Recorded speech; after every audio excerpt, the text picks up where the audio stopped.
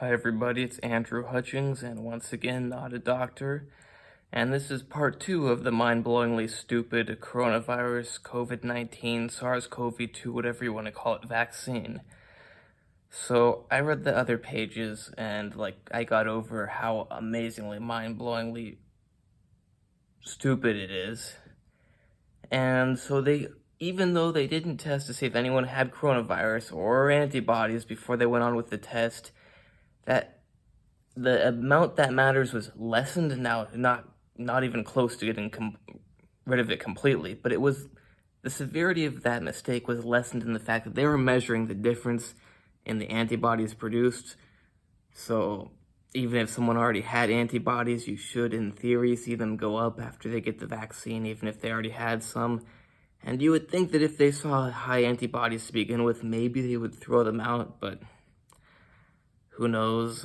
That's a major design flaw, though, not to test if the people already have these things. But at least you're still seeing if it goes up or doesn't go up. Still, it's like, why not control for that variable completely? Why do it so screwy? And also, not testing for a coronavirus infection to see if they had one at the time that the experiment began is incredibly irresponsible and stupid. Because think about that. Someone could be infected with the coronavirus and start this therapy with the vaccine. They get over their coronavirus infection and they develop antibodies to the coronavirus itself. And then you go, oh, well, it was the vaccine that did the antibodies. Well, who knows? Maybe it was the coronavirus in there. We don't know because they didn't test for coronavirus. They didn't think it was important to know whether or not there was anything else going on. You know, maybe they were just getting over the infection. Maybe they just got infected. We don't know because they didn't test for it. So yes, they did measure if there was an increase of, and of course they did. Like, this wasn't a shock to me. It's just mind-blowingly amazing how they could not control for things completely. But they did look for an increase in antibodies, which kind of negates the importance of testing for the antibodies to begin with, but it by far does not completely negate it. And not testing for the virus, like I just went over, is just insanely stupid.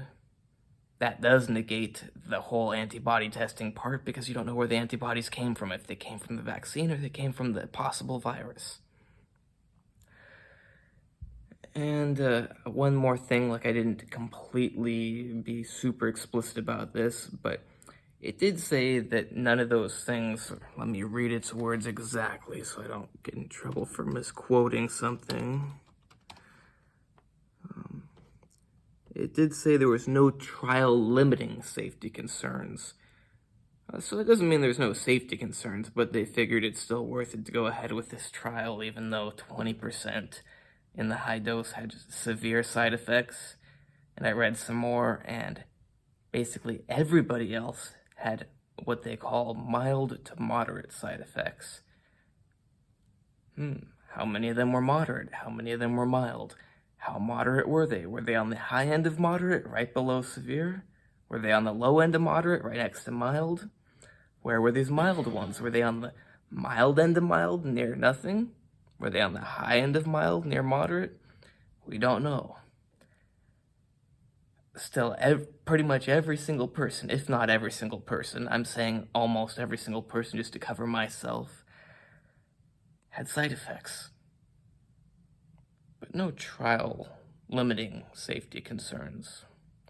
And these findings further support the development of this vaccine. You know, who doesn't want a vaccine that makes every single person who gets it sick? Considering that most people don't even get sick from coronavirus.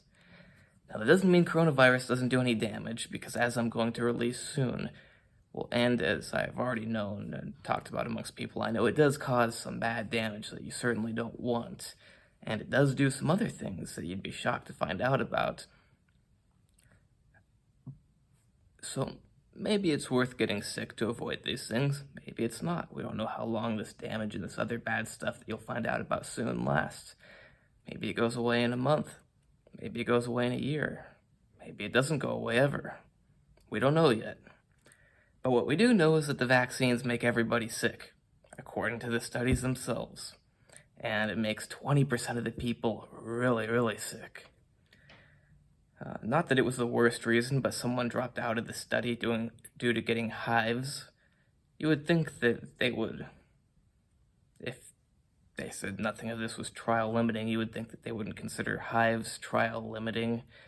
I mean, they didn't consider the people with severe side effects to be trial limiting, so it makes you wonder, why did the hives person have to drop out, but the people with severe side effects did not?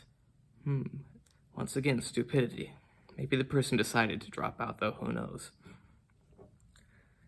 So yeah, all in all, it's just very stupid. You don't have very many smart people out there, especially not in science and medicine.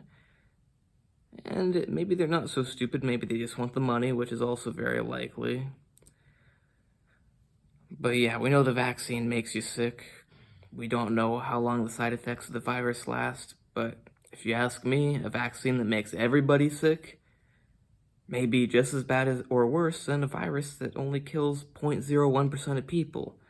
The problem is we don't know what percentage of the infected asymptomatic people get lifelong damage or changes.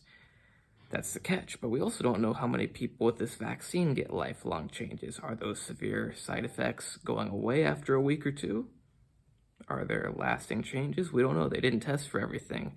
That's the thing. They're not testing for every possible adverse side effect from this vaccine. They're only testing the ones that you can see with the naked eye or measure with just the most standard of equipment. Like if someone gets severe stomach pain, and they're in pain, you go, oh, that person has side effects. They're not measuring every single enzyme in the person's body, every level of every different biochemical, and they're not measuring all the genetic readouts of the RNA. They're not testing everything. It's not practical to test everything. You just go, oh, that person got really sick, gotta put them on life support. Well, that's a serious side effect. That person had to stay in bed all day. That's mild side effect. Now, that's not exactly the classification system. But yeah, seems to me that everything it said is good reason not to, as they put it, further develop this vaccine. Sounds like they gotta start on a new one if it makes everybody sick and 20% of the people really sick. But I'm not in charge of this stuff. Maybe you want to get sick. Maybe it's better than what the coronavirus does. Like I said, we don't know. So please like and subscribe and wait for my paper to come out so that you can learn about what the coronavirus does do, which is scary because I'm not so scared about dying from the coronavirus. I've always suspected what I found out, but now that I know it for sure, I am a little more worried about catching the coronavirus because, like I said, we don't know how long these effects last. And what I'm going to make public as soon as I can, and if I can't publish it, I'll just make it public on my own, not publish it. But yeah, it's gonna be like, whoa, maybe I don't want to get the virus because it could have some long-term implications. We just don't know yet. But what we do know is that it does do this stuff. Sadly, you don't know what it does because I haven't told you yet. But yeah, it's coming out soon. So please like and subscribe if it's down there, I think. Or if it's down here, do it still. And check out my Instagram, nat_true_fit.